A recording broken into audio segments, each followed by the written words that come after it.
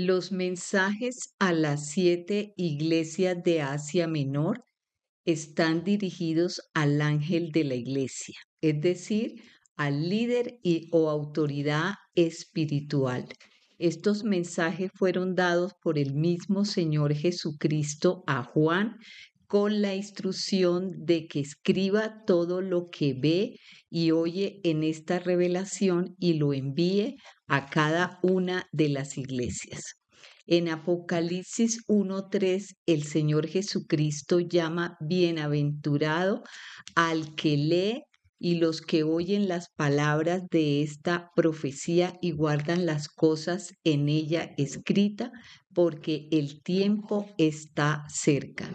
Estas revelaciones no fueron dirigidas únicamente a la iglesia de la antigüedad, sino que persuade a la iglesia de hoy y la alerta para que revise su estado actual y se prepare para el tiempo final. Hoy estudiaremos la carta a la iglesia de Tiatira y veremos que esta iglesia, aunque tenía muchas cosas que el Señor alababa, sin embargo, estaba tolerando situaciones pecaminosas desagradables para Dios.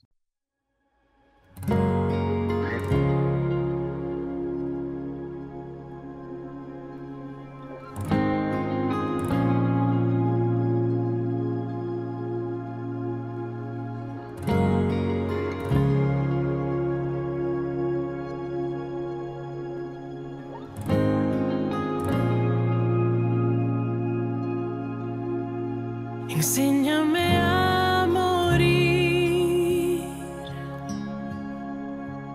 para en ti vivir. Enséñame a amar hasta mi vida dar. Enséñame a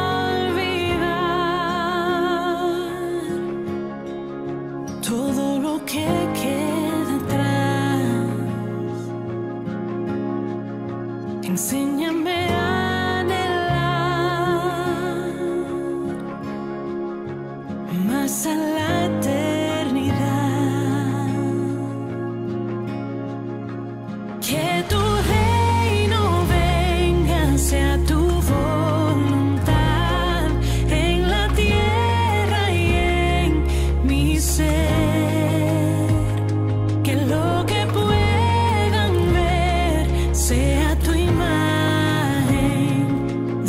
Tu reino aquí. Enséñame a vivir por fe, aun cuando no pueda ver. Enséñame a obedecer, cueste lo que cueste. Tu reino venga, sea tu voluntad.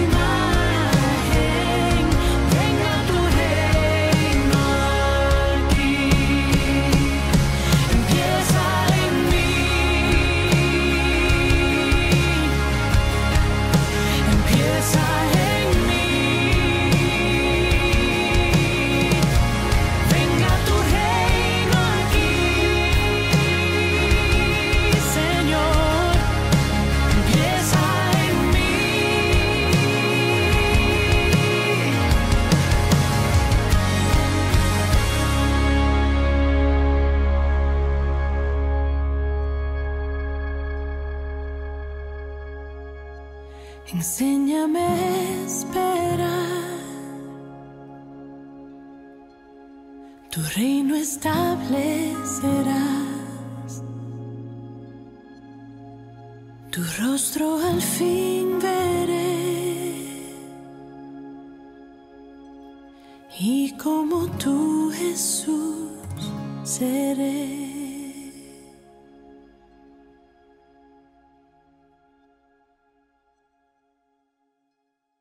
Buenas noches, queridos estudiantes de la Escuela Bíblica con Liderazgo. Les doy la bienvenida a nuestra lección de hoy.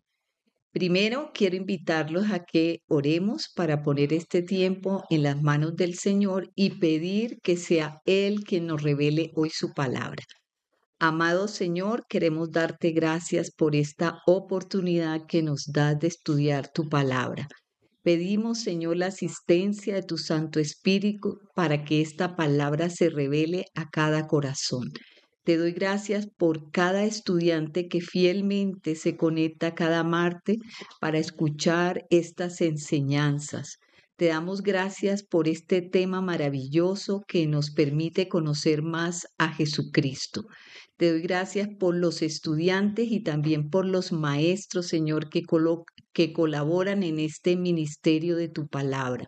En tus manos encomendamos este tiempo y pedimos la ayuda de tu Santo Espíritu para que este mensaje sea edificante para todo tu pueblo, Señor. En el nombre de Jesús te hemos orado.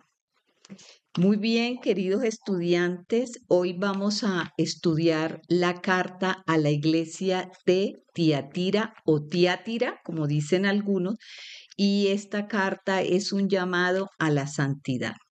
Primero vamos a hacer una introducción y luego vamos a hablar sobre el mensaje especial que Dios tiene para esta iglesia.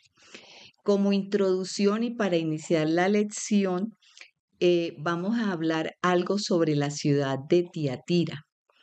Esta, entre las ciudades donde estaban las iglesias de Asia Menor, Tiatira es la más pequeña de todas. Sin embargo, a ella se le dedica la carta más larga. Esta ciudad estaba construida sobre un valle, es decir, sobre un terreno plano, no tenía fortificaciones importantes y no contaba con una acrópolis. La acrópolis era una ciudadela construida en lo más alto y servía para la defensa y también como un lugar de culto. La ciudad de Tiatira tenía una importancia geográfica porque era un cruce de caminos. Allí se unían las rutas hacia varias ciudades. Era un pueblo militar, pero lo que más se destaca es que esta ciudad era un gran centro de comercio. Allí había fabricantes de ropa, de lino, teñidores, talabarteros, alfareros, panaderos y forjadores de bronce. Estos trabajadores se agrupaban en gremios o sindicatos que hacían ciertas celebraciones y obligaban a sus miembros a practicar cultos paganos. Por esta razón, el Señor Jesús se presenta allí como Hijo de Dios. Ellos adoraban a Apolo, el dios del sol, y adoraban al emperador romano, al que consideraban Hijo de Dios. Por esta razón, vamos a leer en Apocalipsis 2:18 la parte B. ¿Cómo se presenta el Señor Jesús a ellos? Dice, el Hijo de Dios, el que tiene ojos como llama de fuego y pie semejante al bronce pulido, dice esto. Dejamos ahí el texto y vamos a comentar que en esta ciudad había algunos que negaban la divinidad de Jesús, tanto en las enseñanzas que daban como en el comportamiento diario. Por esa razón, Jesús se presentó como Hijo de Dios. ¿Cómo llegó el Evangelio a esta ciudad? Recordemos que el apóstol Pablo visitaba, en sus viajes misioneros, visitaba ciudades. Allí él plantaba iglesias y sembraba la semilla del Evangelio. En una ocasión, estando en Filipo, nos relata Hechos 16 del 13 al 15. Un sábado salimos fuera de la puerta junto al río donde solía hacerse la oración. Nos sentamos y hablamos a las mujeres que se habían reunido. Entonces una mujer llamada Lidia, vendedora de púrpura de la ciudad de Tiatira, que adoraba a Dios, estaba oyendo. El Señor le abrió el corazón para que estuviera atenta a lo que Pablo decía, y cuando fue bautizada junto con su familia, nos rogó diciendo: si habéis juzgado que yo sea fiel al Señor, hospedaos en mi casa, y nos obligó a quedarnos. Podemos decir que Lidia fue la primera convertida en la ciudad de Tiatira. Por último, para terminar nuestra introducción, no hay registros donde conste que esta iglesia sufrió persecuciones religiosas o políticas, como sí sucedió con la iglesia de Esmirna. Muy bien, aquí terminamos la introducción y vamos entonces a comenzar con el estudio de la carta, que es un mensaje a Tiatira. Las 7 cartas a las iglesias de Asia Menor tienen una estructura común, es decir, tienen un formato similar en todas las cartas. Primero, el Señor Jesús se presenta a sí mismo o se describe de alguna manera. Segundo, el Señor Jesús destaca las cualidades que tiene la iglesia o su fortaleza o sus puntos positivos. Tercero, el Señor señala y habla de lo que tiene en contra de la iglesia. Cuarto, habla del castigo para que se vuelvan a Él y para que puedan dar ejemplo de una vida de santidad. Y por último, quinto, en estas cartas el Señor da consuelo y promete una recompensa. Entonces les invito a que comencemos ya a leer de Apocalipsis 2, vamos a ir avanzando por versículos. Entonces vamos a Apocalipsis 2 del 18 al 19.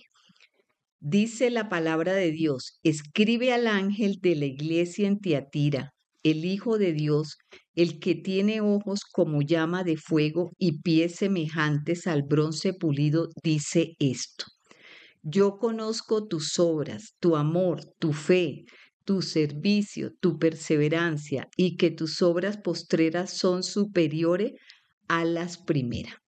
Jesús se presenta a esta iglesia como Hijo de Dios. Esto era necesario porque estaban negando la divinidad de Jesús y él tiene que hablar de su deidad. Significa que él tiene la misma naturaleza de Dios y comparte los atributos de Dios. El ser hijo de Dios significa que él es Dios mismo.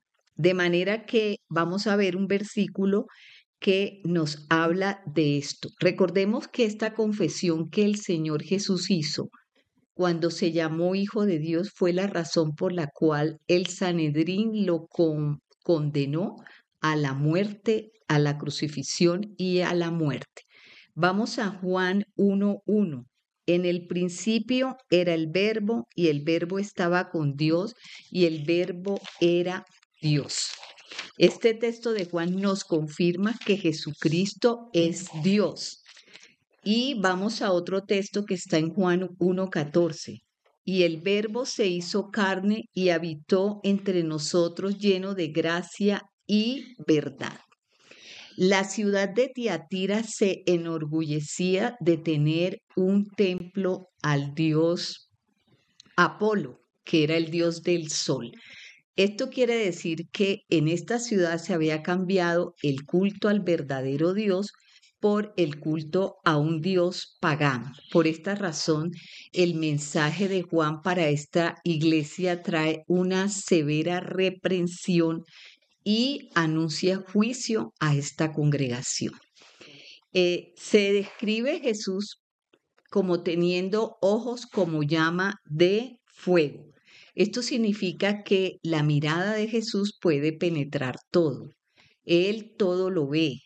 Él es el Dios que para el que nada es oculto. Él es el Roy, que en hebreo significa el Dios que todo lo ve. Veamos un texto que está en Hebreos 4:13 y dice, no hay cosa creada que no sea manifiesta en su presencia, antes bien todas las cosas están desnudas y abiertas a los ojos de aquel a quien tenemos que dar cuenta. Sigue la descripción de Jesucristo diciendo que Él tiene pies de bronce bruñido. Él utiliza aquí una metáfora que para esta ciudad era fácil de entender, porque ellos trabajaban el bronce, ellos eran forjadores de bronce y el bronce tenía que ser sometido a fuego para quitar las impurezas. El bronce significa pureza, pero también significa juicio contra las impurezas. En la Biblia, el bronce también es sinónimo de santidad. Así que aquí hay un llamado para la iglesia, para vivir una vida de santidad por causa del Dios que adoramos. El Señor dice en tu palabra, sed santo porque yo soy santo. Y por causa de Él y por temer a Dios, el llamado de esta carta es a la santidad. El bronce significa también juicio contra todos los que se oponen a la verdad. Recordemos que el Señor ha dicho en su palabra que Él tiene autoridad y va a someter a todos sus enemigos bajo sus pies. Aquí el bronce significa juicio para los que no han creído en la verdad. El temor a Dios es por causa del Dios que tenemos, del Dios que adoramos, de los atributos que Él tiene. Y vale la pena, mis hermanos, que trabajemos en la santidad porque es lo que nos conviene para tener una buena relación con nuestro Dios. Jesús ve nuestro interior con sus ojos de llama de fuego. Él ve nuestro interior, conoce nuestros pensamientos, conoce las intenciones y conoce también nuestras acciones. ¿Qué nos queda hacer? Ser hallados delante de Él, irreprensibles y sin mancha. Vamos a mirar un texto que está en 2 de Pedro 3:14. Dice, por eso, amados, estando en espera de estas cosas, procurad con diligencia ser hallados por Él, sin mancha e irreprensibles en paz. Jesús tiene la capacidad de ver y penetrar los más profundos pensamientos, los secretos del corazón humano, y Él nos ve tal como somos, sin máscara o sin filtro. Él ve nosotros como en realidad somos, no como aparentamos ser. Vamos a empezar entonces el segundo punto. Después de que Jesús se describe, Él reconoce las virtudes de esta iglesia. Les invito a leer Apocalipsis 2:19. Yo conozco tus obras, tu amor, tu fe, tu servicio y que tus obras postreras son superiores a las primeras.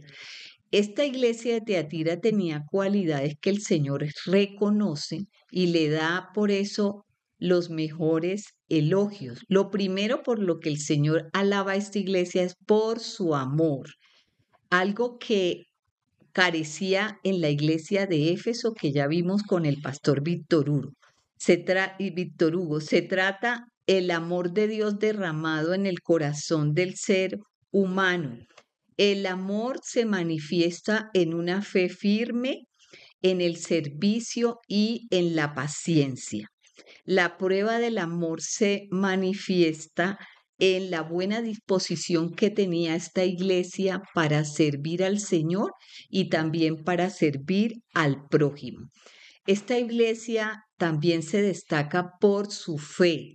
Tenían una fe firme y una confianza en el Señor Jesucristo como su Salvador. y por eso ellos tenían una fidelidad también al Dios que adoraban. Paciencia.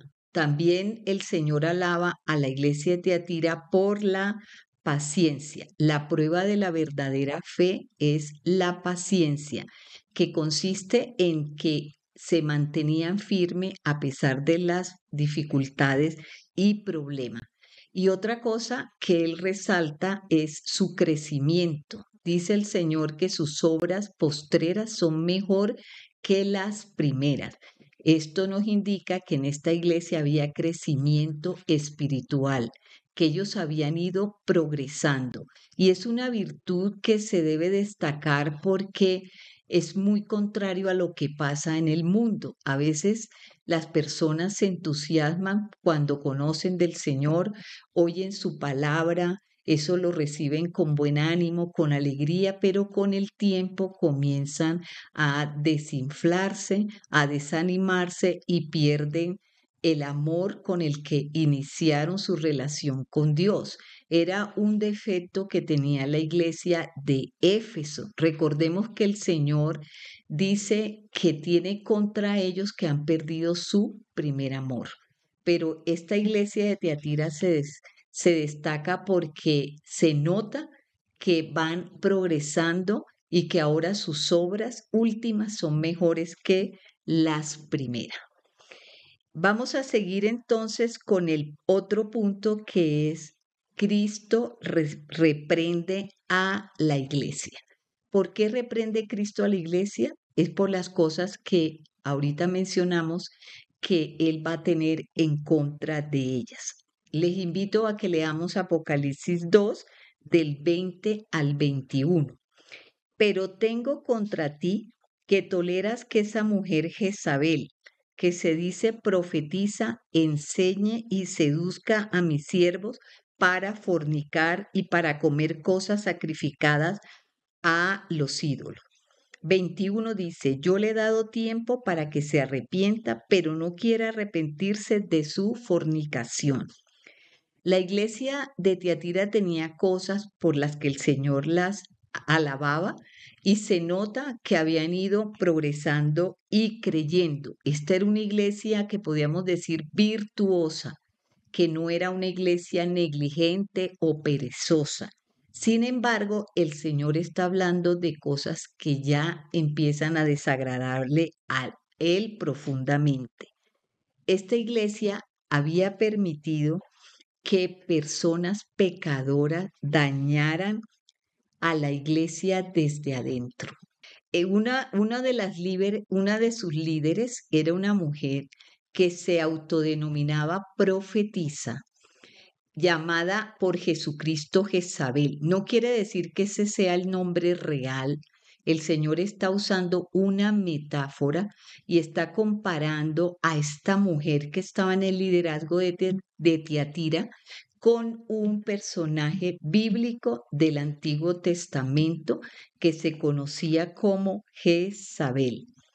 ¿Y qué pasaba? Que esta persona estaba en el liderazgo y al mismo tiempo su iglesia estaba tolerando el pecado a una mujer que no tenía la integridad espiritual ni moral para para dirigir este pueblo.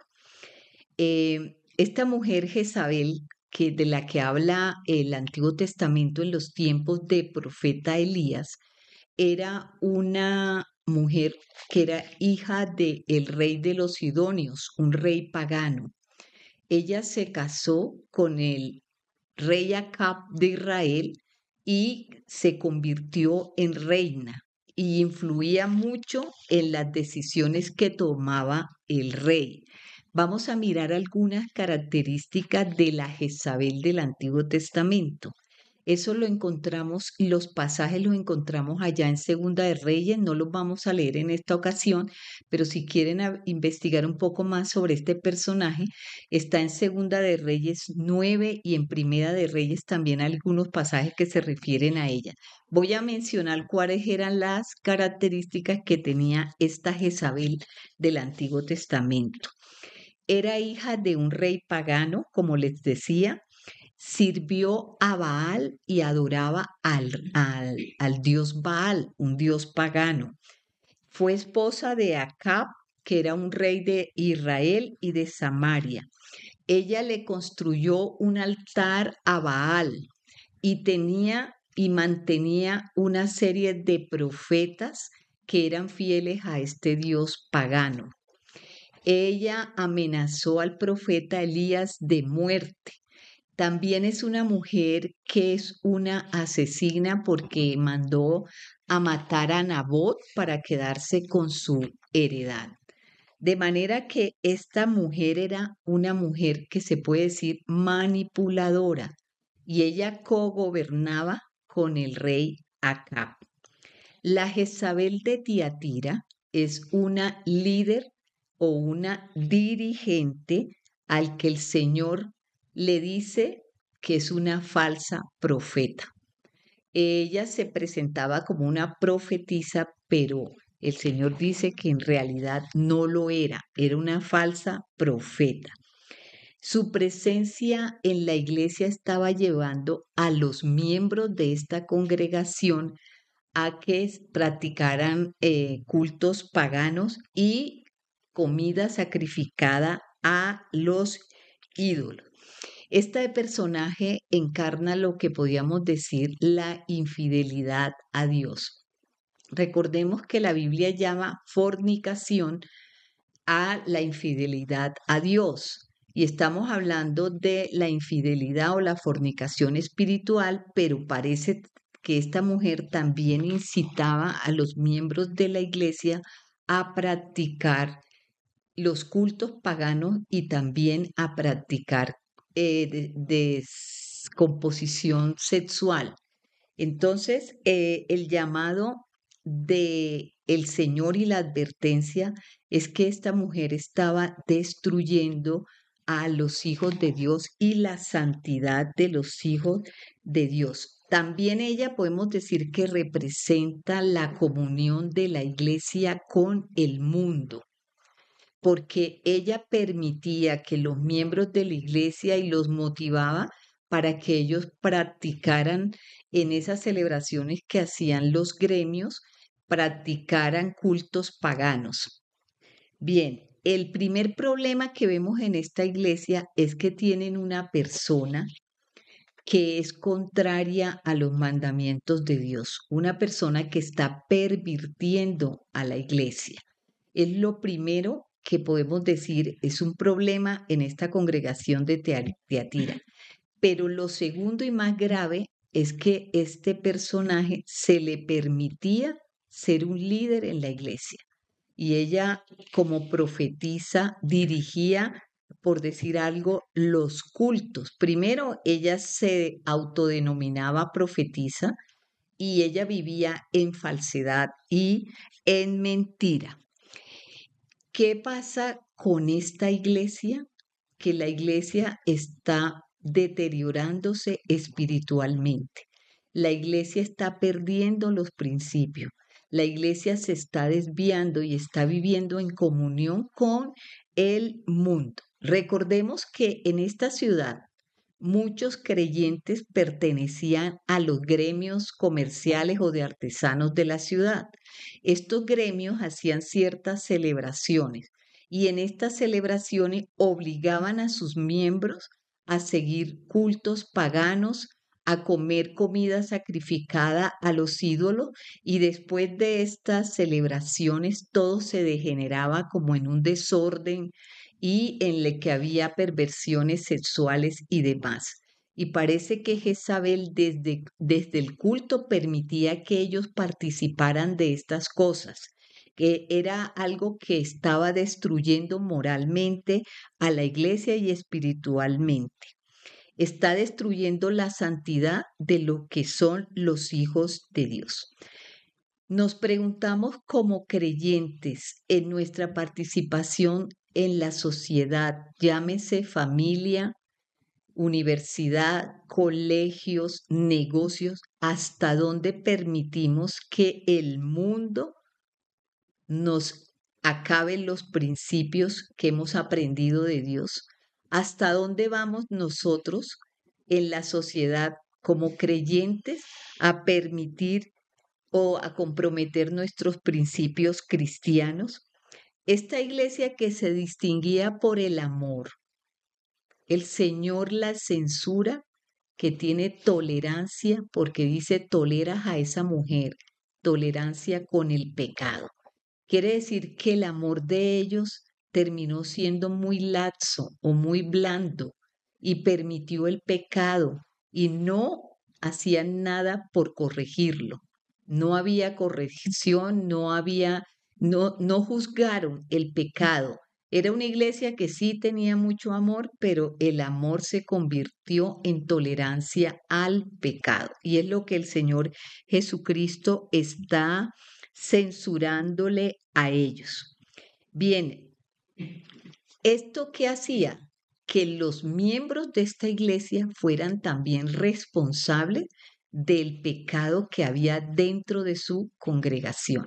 No solo hacía responsable al dirigente, sino también a los miembros de la iglesia.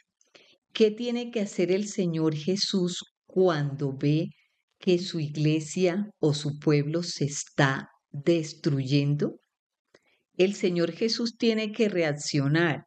Y aquí encontramos en el versículo 21 que Él hace un llamado al arrepentimiento. Hace un llamado especial para que se arrepientan y le llama la atención a esta mujer que era la líder, pero también a la iglesia. En el versículo 21 dice, y les he dado tiempo para que se arrepientan, pero no quieren arrepentirse de su fornicación. Pero primero lo que entendemos entre líneas es la gran misericordia del Señor Jesús. Él está viendo el pecado de esta congregación, pero habla como un Dios misericordioso diciendo, les he dado tiempo para que se arrepientan. Así que mis hermanos, antes de que el Señor Jesús aplique juicio y castigo, está ofreciendo su misericordia. La Jezabel del Antiguo Testamento tuvo tiempo de arrepentirse. Recordemos que el profeta Elías convocó una gran reunión porque el pueblo de Israel había sido contaminado con el culto a Baal. Y él convocó una jornada y pidió al pueblo que se arrepintiera. Y Jezabel tuvo la oportunidad de arrepentirse, pero no quiso hacerlo. Así que el Señor mandó sobre esta mujer juicio y mandó un castigo muy severo. ¿Cómo terminó la vida de Jezabel? Un rey que sucedió a Acab le ordenó a uno de sus eunucos que la lanzaran por una ventana y ella cayó muerta y la dejaron en la calle para que los perros se comieran su carne. Y cuando fueron a sepultarla, lo único que encontraron fue su cráneo, sus pies y sus manos. Esto había sido profetizado por Elías, que había hablado del fin de esta mujer. Esta mujer tuvo la oportunidad de arrepentirse y no lo hizo. Y el Señor tuvo que obrar y enviar juicio sobre ella. Y el final de ella fue muy drástico y muy, digámoslo así, triste. El llamado al arrepentimiento lo encontramos en Apocalipsis 2 del 22 al 23. Dice, por tanto, yo la arrojo, perdón, después del llamado al arrepentimiento, el Señor habla del castigo que va a enviar. Y dice, por tanto, yo la arrojo en cama y en gran tribulación a los que adulteran con ella, si no se arrepienten de las obras de ella. A sus hijos heriré de muerte y todas las iglesias sabrán que yo soy el que escudriña la mente y el corazón. Os daré a cada uno según vuestras obras. El Señor Jesús todavía aquí está andando como un compás de espera y está llamando al arrepentimiento, está hablando del castigo, pero nuevamente dice si no se arrepiente, está dando otra oportunidad. Aquí el Señor siempre nos va a brindar a los creyentes oportunidad para que nos arrepintamos. Debemos estar apercibidos de esto, que el Señor hace múltiples llamados de muchas formas, a través de su palabra, a través de los cultos, a través del llamado de atención de una persona, un hermano, puede estarnos llamando al arrepentimiento. Ya depende de cada uno de nosotros si actuamos conforme a esto. El juicio y el castigo contra Jezabel y sus seguidores fue lo que acabamos de leer. Esto estaba determinado en las palabras que Jesús dice. Dice, he aquí yo la arrojo en cama. Se interpreta la cama como lecho de enfermedad y dolor. Eso era lo que venía para esta Jezabel de Tiatira. La cama era símbolo también del pecado carnal, pero ahora es parte del castigo que el Señor está determinando para ella. Dice, y los que con ella adulteran, el Señor los somete a tribulación. Si no se arrepienten de las obras de ella. Ella se había convertido en una madre espiritual para estos creyentes que estaban contaminados con las falsas doctrinas de su falsa maestra. Estos que aceptaron sus enseñanzas y permitieron este pecado dentro de la iglesia, el Señor dice que los va a someter a tribulación. Nosotros debemos estar muy atentos a que falsas doctrinas y falsos maestros no contaminen a los hijos de Dios. El Señor llama a estos seguidores de Jezabel como sus hijos espirituales y a ella como su madre.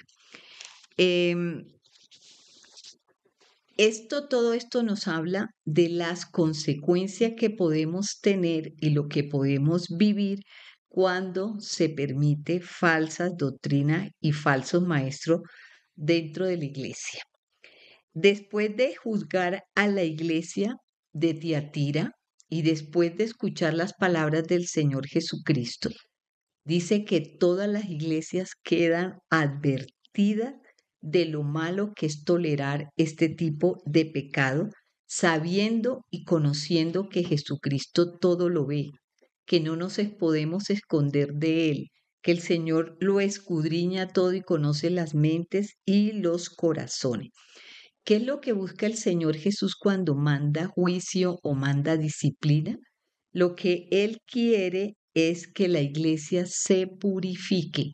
A través de este juicio y castigo, Él busca que la iglesia se purifique, que se vuelvan a Él y que acepten la ayuda de Él. Nada queda oculto ante la penetrante mirada de Jesús. Nuestros corazones, nuestros pensamientos, todo está desnudo delante de Él. Su mirada es penetrante como un rayo láser que conocemos hoy en día. El Señor ve hasta lo que está en la oscuridad. Además, el Señor nos habla de que el castigo será a cada uno según su obra, lo que significa que el castigo del Señor Jesucristo es justo y es personal, a cada uno según su obra. Lo dice Jeremías 17:10. Yo Jehová, que escudriño la mente, que pruebo el corazón para dar a cada uno según su camino, según el fruto de sus obras. Muy bien, continuamos con el siguiente punto, que es lo que Jesús ofrece a la mayoría de estas iglesias que están en Asia Menor. Él trae consuelo y promete recompensa. Les invito a leer Apocalipsis 2 del 24 al 25. Pero a los demás que están en Tiatira, a cuantos no tienen esa doctrina y no han conocido lo que ellos llaman las profundidades de Satanás, yo os digo, no os impongo otra carga, pero lo que tenéis, retenedlo hasta que yo venga.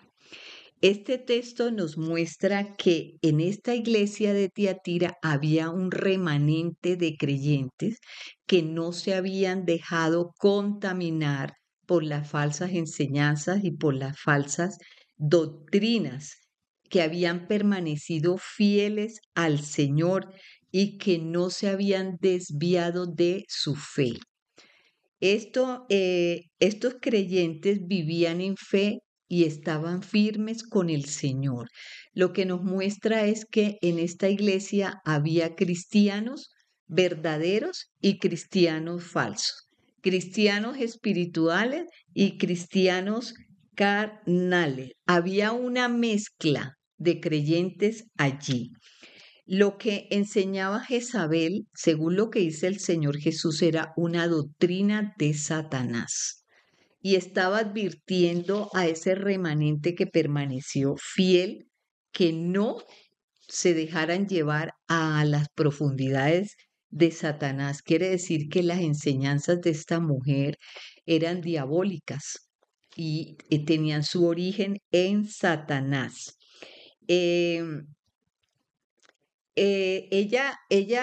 Tal vez ella escondía a los miembros de la iglesia que lo que estaban haciendo los llevaría a la condenación. Nos podemos imaginar que ella decía que todo eso era algo sutil, que no tenía tanta importancia porque ella permitía todo eso. Es decir, que ella estaba tergiversando la doctrina y tal vez diciendo que no había condenación por estos pecados que estaban presentes en la iglesia. Esas profundidades de Satanás que el Señor llama son un peligro para el creyente, porque van destruyendo poco a poco la fe. Y llega un momento en que nosotros vamos a hacer, si continuamos y no permanecemos y no reaccionamos, vamos a terminar con nuestra vida espiritual destruida. Eso es lo que quiere Satanás. Él vino para matar y para destruir. Y los cristianos somos la presa favorita de Satanás. El Señor Jesucristo también exhorta a los que son fieles en esta iglesia, diciéndole, yo no les voy a imponer cargas a ustedes, pero deben permanecer fieles y retener lo que tienen hasta que yo vuelva, hasta que vuelva. Esta promesa de Jesucristo es para los que se llaman vencedores en la fe, que son aquellos que permanecen fiel todo el tiempo. Leamos lo que dice Apocalipsis 2, del 26 al 29. Al vencedor que guarde mis obras hasta el fin, yo le daré autoridad sobre las naciones, lo regirá con vara de hierro y serán quebrados como un vaso de alfarero, como yo también lo he recibido de mi Padre, y les daré la estrella de la mañana. El que tiene oídos, oiga lo que el Espíritu dice a las iglesias. Entendemos que los vencedores son los verdaderos creyentes. ¿Y qué les va a dar como recompensa el Señor Jesús? Dice, autoridad sobre las naciones. Y esto será cuando el Señor Jesús establezca su reino en la tierra. Esta autoridad que el Señor recibió de Dios Padre la va a compartir con los vencedores, con los que han permanecido fiel hasta que Él vuelva. Dice, y les exhorta a guardar las obras hasta el fin. El verdadero creyente no es el que se acomoda al mundo, no es el que quiere complacer al mundo y quedar bien con las personas, aunque quede mal con Dios. El verdadero creyente es el que permanece y está firme en la fe, guarda los mandamientos, guarda la voluntad del Señor, independiente de la circunstancia en la que esté. A veces cedemos nuestros principios por quedar bien con las personas, pero el Señor tiene ojos de llama de fuego y todo lo ve, nada está escondido para Él. La recompensa que el Señor trae a los vencedores es que va a compartir su autoridad y esa autoridad que el Señor le dio a él mismo. Esto lo encontramos en el Salmo 2 del 8 al 9. Pídeme y te daré por herencia las naciones y como posesión tuya los confines de la tierra. Los quebrantarás con vara de hierro, como a vasija de alfarero, los desmenuzarás. Está hablando de la autoridad que Dios le dio a su Hijo y dice, le dará hasta los confines de la tierra. Y esta autoridad es la que el Señor Jesucristo quiere compartir con los creyentes fieles. La vara de hierro habla de firmeza frente al mal, frente al pecado. Dice que Él va a desmenuzar las naciones como una vasija de barro, que serán quebradas como vaso de alfarero. Aquí nos está hablando sobre el juicio final. Lo otro que el Señor Jesucristo dice a esta iglesia es que le dará la estrella de la mañana, y la estrella de la mañana se refiere al mismo Señor Jesucristo. Leamos Apocalipsis 22:16. Yo, Jesús, he enviado mi ángel para daros testimonio de estas cosas en las iglesias. Yo soy la raíz y el linaje de David, la estrella resplandeciente de la mañana. Qué bonito y qué gran recompensa y qué premio tan maravilloso. Lo que nos está diciendo este texto es que se le dará al creyente fiel, al creyente firme, la estrella de la mañana, que es el mismo Señor Jesucristo. Y nos habla esto de la comunión con Jesús. Ese día el creyente reflejará la gloria porque vivirá en comunión con Cristo. Es la esperanza viva que tenemos. Muy bien, mis hermanos. Por último, al final de la carta hay un llamamiento que de la misma voz del Señor que dice a todas las iglesias: el que tiene oído, oiga lo que el Espíritu dice a las iglesias. Eso está en el versículo 29 de Apocalipsis 2. Muy bien, vamos concluyendo la lección con lo siguiente. Los creyentes de Tiatira fueron reconocidos y alabados por el Señor Jesucristo por ciertas virtudes muy notables en ellos, por el amor, por su fe, por su servicio, por su paciencia y por su perseverancia y el crecimiento espiritual que habían alcanzado. Sin embargo, esta carta nos muestra que dentro de esta iglesia había una cara oculta o había otra cara de la moneda. A pesar de que era una iglesia virtuosa, a pesar de tener tantos dones maravillosos, estaban tolerando el pecado. Y su amor se había tergiversado tolerando el pecado y teniendo a una líder que no estaba espiritualmente preparada para dirigir. Su amor se convirtió en laxitud y en tolerancia para el pecado. En comparación con la iglesia de Éfeso, la iglesia de Éfeso no toleraba lo falso, pero le faltaba amor. Y el Señor le reprende porque su amor se ha enfriado y porque han perdido el primer amor por Él.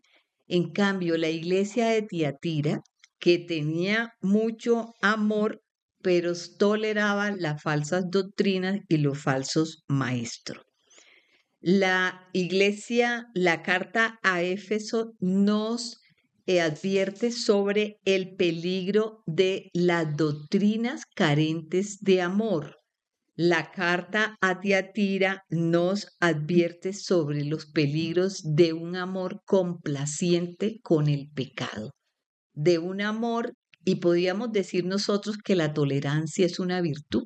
¿Cierto que sí? Nos han enseñado que ser tolerante es una virtud, pero una virtud que si nosotros toleramos lo malo, toleramos el pecado, deja de ser una virtud, eso se convierte en pecado, un amor blando.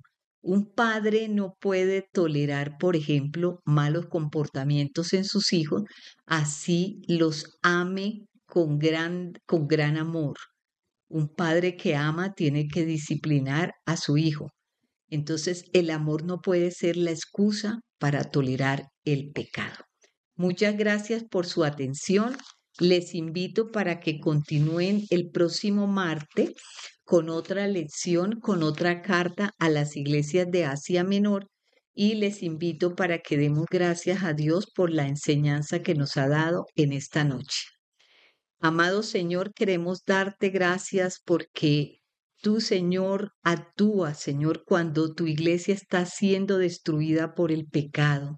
Y muchas veces, Señor, hemos pasado por alto tus advertencias y te pedimos perdón por eso, Señor.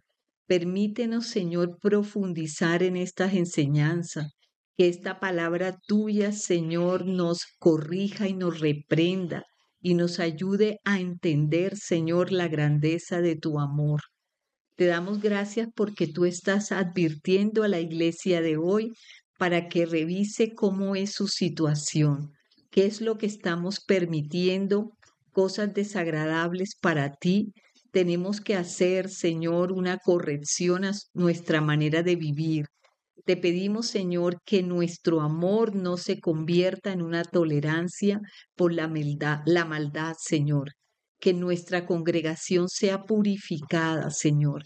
Que tú nos ayudes a permanecer en santidad por causa de tu nombre. Tú eres un Dios santo y estás pidiendo que todos tus hijos, Señor, vivamos en la misma santidad. Gracias, Señor, por la recompensa, Señor, que tú has anunciado, Señor, como es que en el tiempo final, Señor, tú premiarás a los vencedores, a los que han permanecido firmes en Cristo. Gracias porque el Señor Jesús ha prometido darnos autoridad en su gobierno y también darnos, Señor, esa estrella de la mañana que es Jesucristo mismo. Te damos gracias, Señor, porque tú nos has hecho hoy un llamado a la santidad, un llamado al arrepentimiento, un llamado a vivir, Señor, y perseverar hasta que tú vuelvas. Te damos gracias y quedamos en tu hermosa presencia. Amén y amén.